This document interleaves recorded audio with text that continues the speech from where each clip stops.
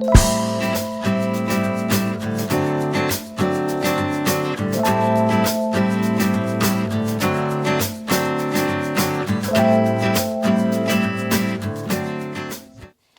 you. I'm just going to set this here.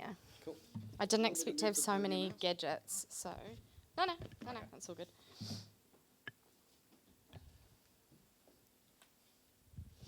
Kia ora, my name's Olivia. Storm, is that too loud? I'm not really used to talking into microphones. So kia ora everyone, my name's Olivia. I, like Colart said, am a mental health doctor. When I was asked to speak for sort of shaping lives and talking about that, I actually felt pretty overwhelmed. I usually come to these and sit where you are and am hugely inspired, so I feel well out of my depth actually talking to you, so bear with me. I'm going to start with one of my favourite quotes which drives me. Never doubt that a small group of thoughtful, committed citizens can change the world, and indeed it is the only thing that ever has. And I feel very, very strongly and passionately about that. So I'm going to start by saying that 7 minutes in my world means sort of 8 minutes, so just roll with that.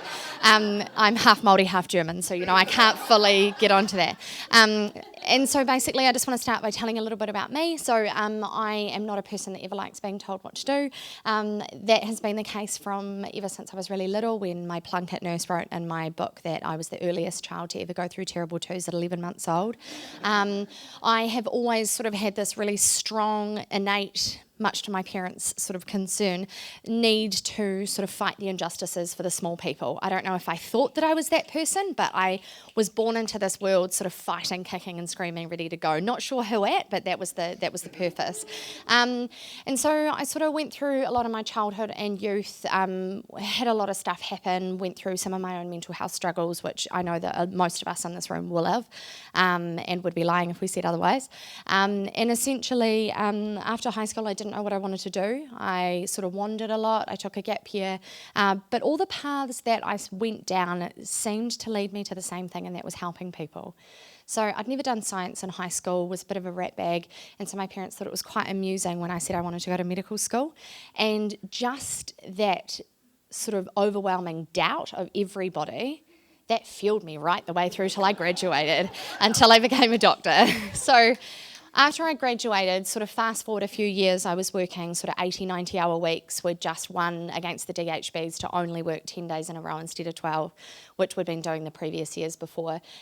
And essentially, it wasn't just the quantity of the work, it was the quality. I was sitting with people in their most vulnerable moments, the hardest, worst times that they were ever going to have, that they couldn't even share with their spouses, with their whānau, with lots of people. But it felt worth it. It felt worth it because I knew I was making a difference, because I was with those people when they needed me. And that bubble was burst at the end of last year, when He Ara Oranga, the mental health inquiry, was released, that said that secondary mental health services, which is me, not all of me, I'm not, me and a lot of other people, we see 3.6% of New Zealanders that need mental health help. And that just floored me. That totally changed the way I perceived everything, and made me feel like I really wasn't actually making much of a difference.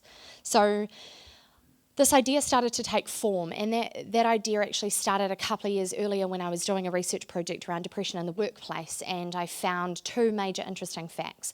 One was that it's not just absenteeism, people not turning up to work, that actually is the issue. It's presenteeism. People still have mouths to feed and bills to pay. They, no matter how depressed they are, they're still going to work.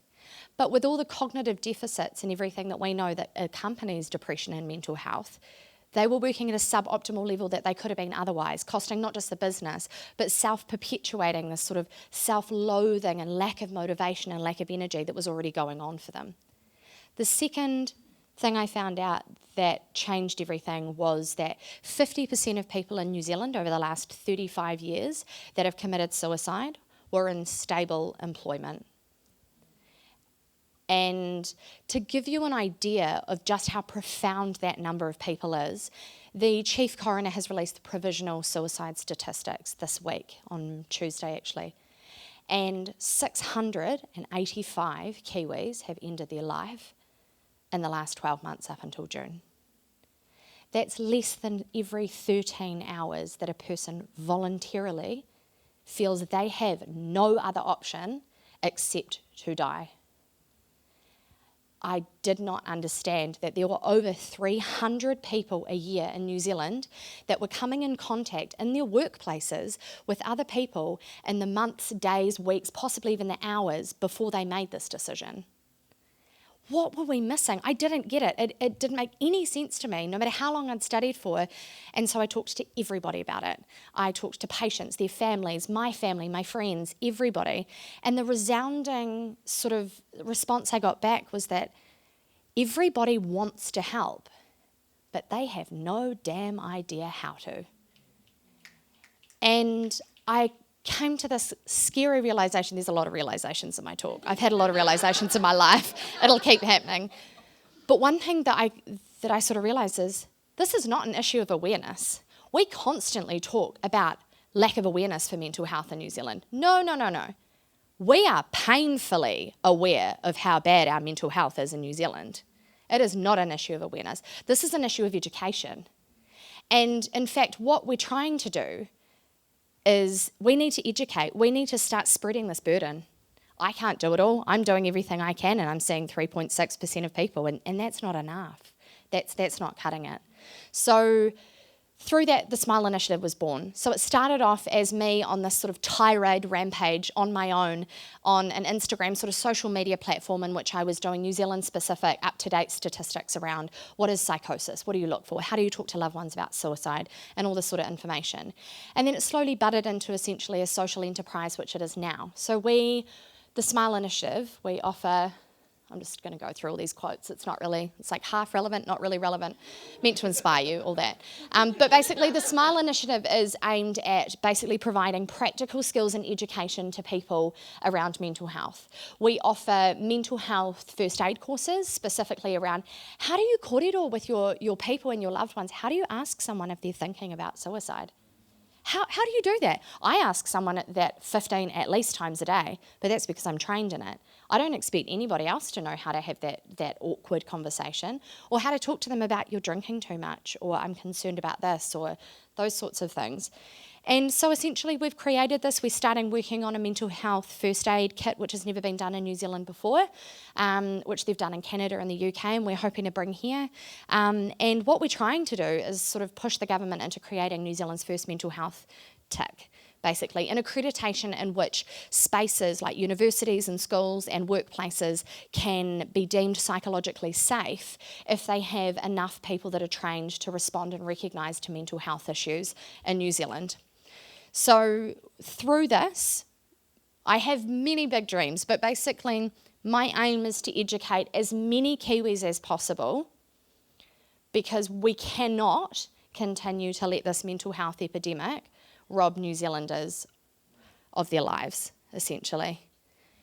Lastly, one of the things that was really important to us as mental health clinicians, because now I have an army. Now there's doctors and nurses and psychologists and people behind me, which is really cool.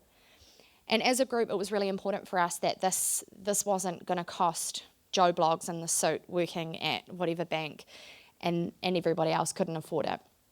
What's important to us is that the corporates and the big companies that can afford it, they can have a sponsor relationship in which we have portfolios in which small businesses, maraes, schools, a whole bunch of other places that can't afford it but want to be educated, they put their names forward and then we train one for one in the community. So if the corporates do it, then we train whoever they choose out of there to do it. So that's my story, and I hope you follow us and please consider it. It's extremely important, and I'm sorry if I've upset anyone. I know this is an extremely touchy subject, but we have to start talking about it. We really do. Kia ora. Thank you.